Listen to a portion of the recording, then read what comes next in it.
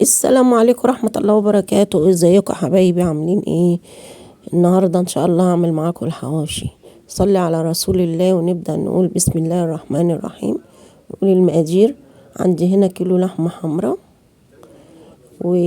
واربع بصلات حلوين كبار كده، و100 جرام ليا او دهن، وحوالي يجي ربع كيلو فلفل، اقل من ربع شوية فلفل رومي، مع كده قرنين حاميين للي يحب يعني سبايس. وهنبشر هنا البصل، وهنحط اللحمة مع اللية، وهنحط عليها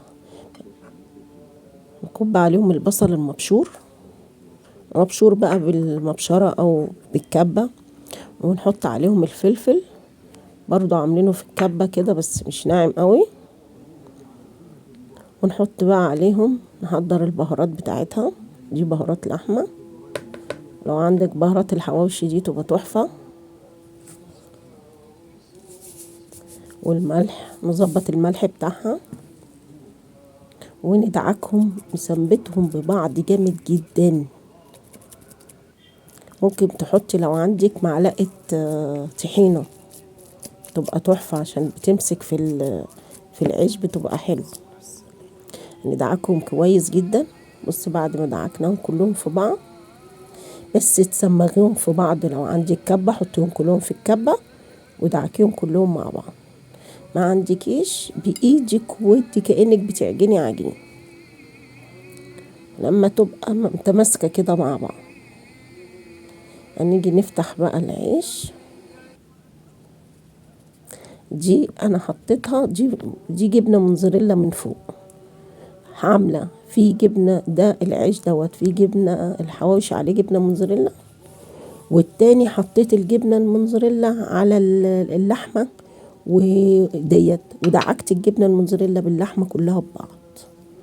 وفي من غير حاجة خالص، هي اللحمة بس اللي انت عايزاه، بس دي عليها من جوه جبنة موزاريلا مسمغاها مع اللحم.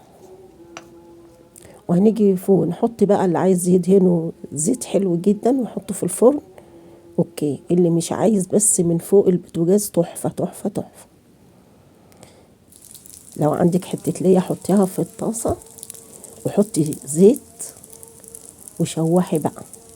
طبعا الليا او الدهن مش شرط ان انت تحطي، وشوحيه وهدي عليها النار وسويه براحته. ليه؟ عشان اللي هي لحمه ما بتاخدش سوى اللحمه المفرومه. بصي بقى شكله زي الكهرمان ازاي.